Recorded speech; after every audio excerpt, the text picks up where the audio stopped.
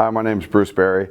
I'm here at the North 40 Lewiston, Idaho location on the grand opening. We're going to tie a couple flies today. The first one I'm going to do is a Jason Hartwick pattern called the Flash Tail. And Jason and I actually kind of learned about the company Pro Sport Fisher before it really even had a name. And he's been a great ambassador of Pro Tube. And he's an excellent Northern California steelhead guide, so we're going to put one of his flies together today. So here we go. The first thing I do is put the needle in the vise. I'm tying on a Nano Tube and a hook guide large in blue, and then I'm going to adjust this so it's a little bit shorter, makes the needle a little bit stiffer, and we're ready to start tying. The hook guide is tapered silicone, and you either take in a nail knot, a non-slip loop, or a clinch knot and pull the hook into the guide. And once the fish grab, they have really no leverage against it, and you can add and take away color with a hook guide. That's all that is. The tube's fairly self-explanatory. Okay, so the first thing we're going to do for this fly is start a little dubbing loop. I like to close it off with a couple of wraps so it pinches this stuff tight.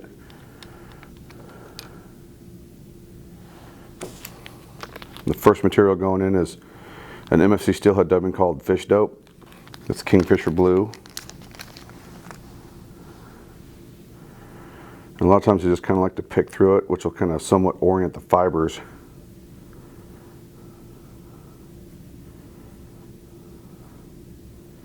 I'm going to use a little bit more.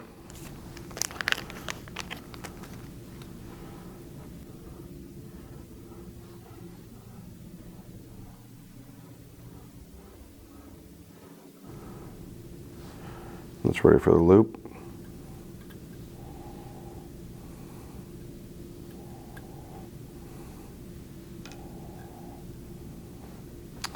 The next thing we're going to put in the dubbing loop is some Pro Sport Fisher American Opossum, and that's Cyan Blue.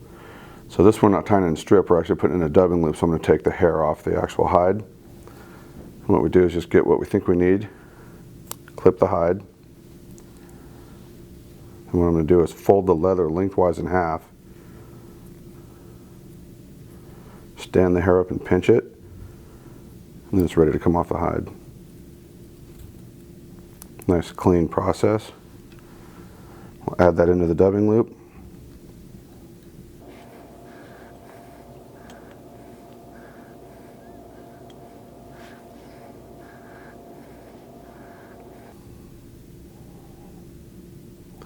The only real key to a dubbing loop when you're putting hair in it is trying to make sure the hair is perpendicular to the loop itself so it doesn't bind and tangle. And I actually want to leave some butts off the back side, a heavy 1/8 inch, not quite a quarter. And those butts are going to help stand up the hair and prop everything. So once you feel like your dubbing loop's good, just give it a spin.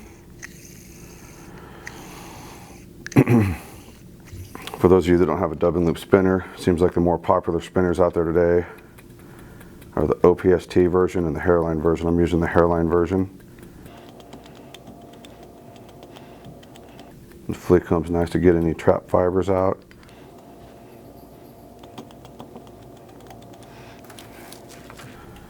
And once my dubbing loop's ready, I like to transfer it into a hackle plier. And here we go.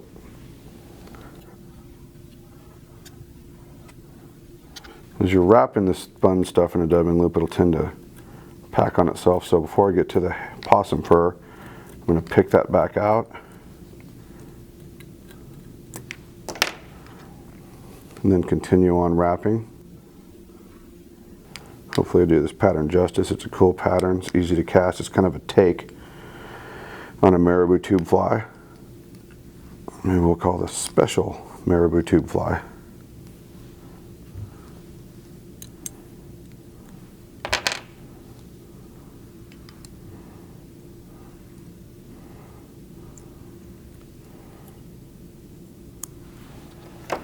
Then run the fleet comb through the possum and free that stuff up.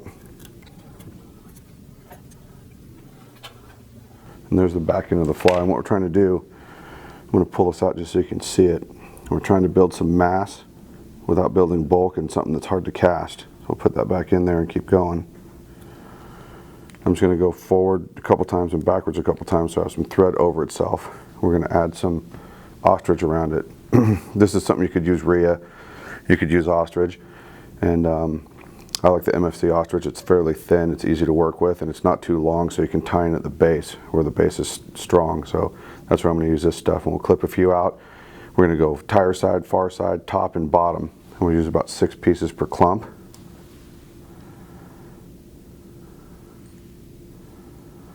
And I kind of pre-prep the tie-in point. And this is just going to be 2 soft placing wraps. Then I'm going to do this on all the way around. You may be able to see this, but it's kind of tied in a clump, and I want that to splay. And eventually, when we get done here, I want this to look hackled in. So if I just press on it and wiggle with my thumb and forefinger, you can see it kind of start to spread out and splay. This side's good. I'm going to go to the top.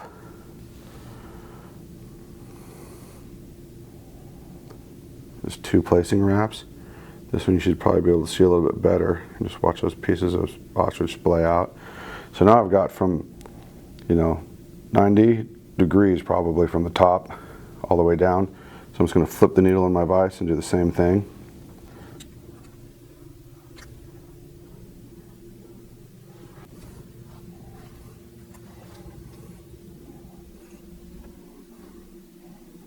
This fly I think is cool for a bunch of different reasons. All the steps are fairly medium, nothing's really difficult, and it's all with materials that nothing's illegal or easy to find, and all the materials in sequence just work really good together.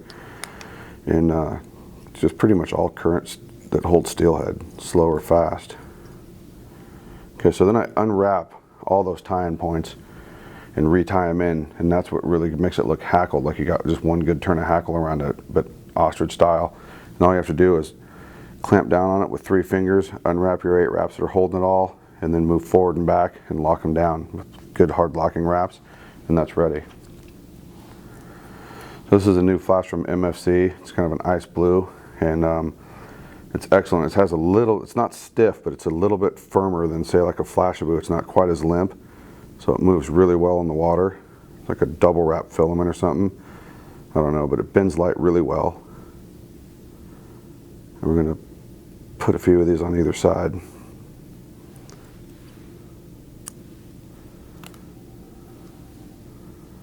I'm going to divide that roughly in half. Well, as close to half as I can get it, really. I'm going to go tire side. 2 soft placing wraps. Same thing, I want to splay them.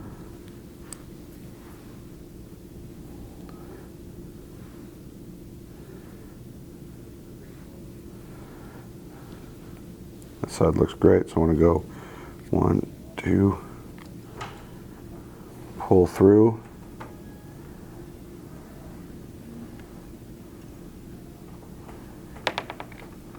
Soft placing wraps and splay these as well.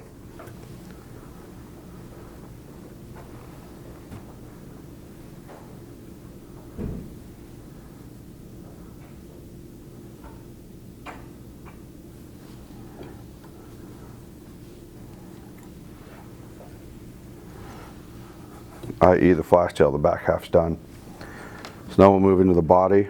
This is going to be UV polar chenille, and I hope I'm doing Jason's pattern justice. Like I said before, I can't remember if he likes purple or continuing on with blue, but this blue, purple, black in the front is a really good color combination.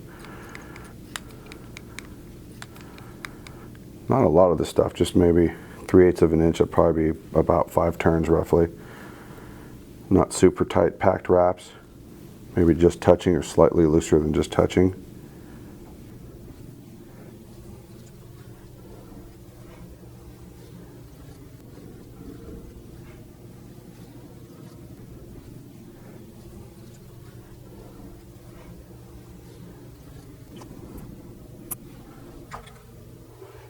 Alright, just a few turns of polar chenille.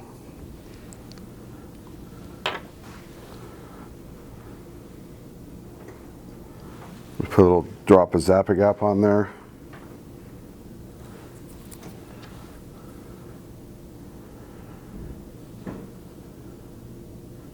And add a raw weight. These are tungsten weights from Pro Sport Fisher. This is really nice because it hides away in the fly. And these aren't super heavy. This we make extra small through extra large. This is a small. So it's enough weight to get the fly to drop through the surface tension easily. And and then your sink tip and casting angle can adjust the depth.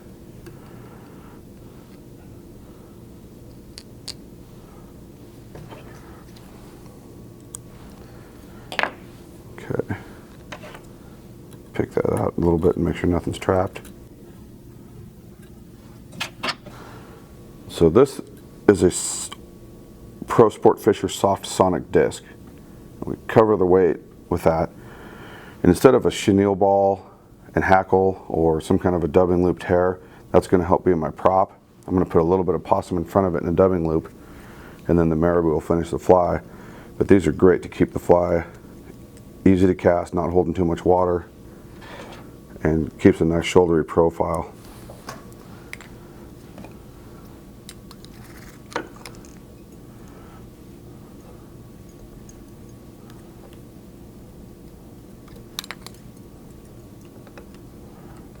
Okay, dubbing loop set.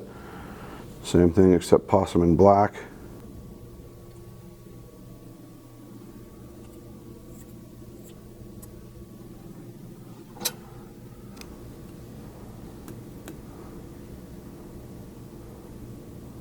I'll spread that out a little bit. This puller Chenille has a tendency to want to get wound up in the dubbing loop, so I'm just going to get that out of the way with one hand.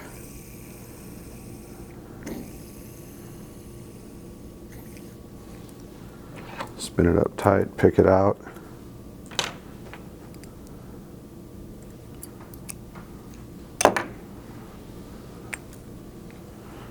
And this is probably going to aid in propping along with that soft sonic disc, but really the reason why I'm doing this is to help protect the Marabou, so when the fly does bump against occasional rock or whatever in the water, it doesn't beat up the Marabou. So I'm just kind of building a cushion. 3 or so turns is probably fine.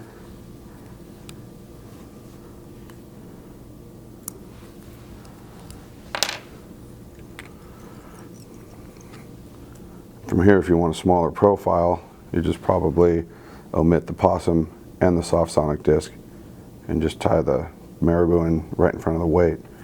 That would be a serviceable fly too, and act a little different in the water.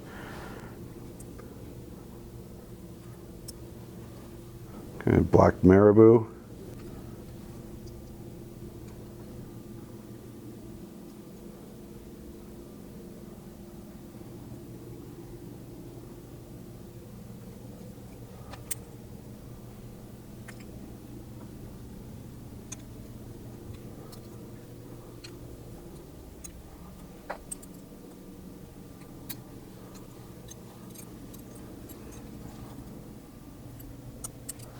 And our last step of the fly is selecting a black slopping feather. I'm going to leave some of the fluffy stuff down at the bottom because I've got a thin stem that'll wrap well. I'm going to use quite a bit of this hackle so that I take away some of the force of the water with the slopping, which will free up the Marabou to move nicely.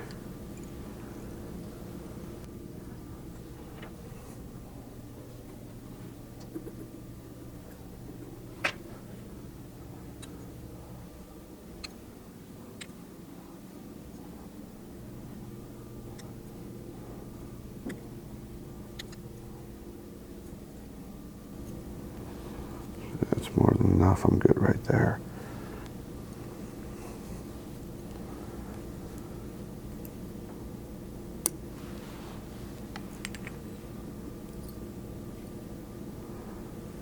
I'm going to form a little thread head.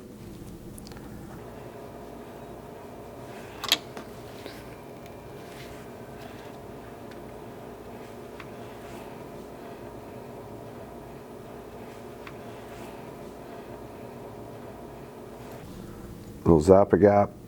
That makes it kind of look like a two-part epoxy. It makes it tough. The last tie-out's durable. Let's throw a half hitch on it. So what we're going to do is change position, show you how to cut and burnish that, and then we'll show you the finished Heartworks flash tail.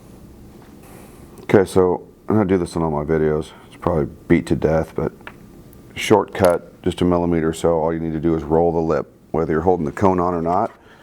So once I make my clip, razor blade cuts are better. They don't squash the tube. Bring the little blue part of the flame down.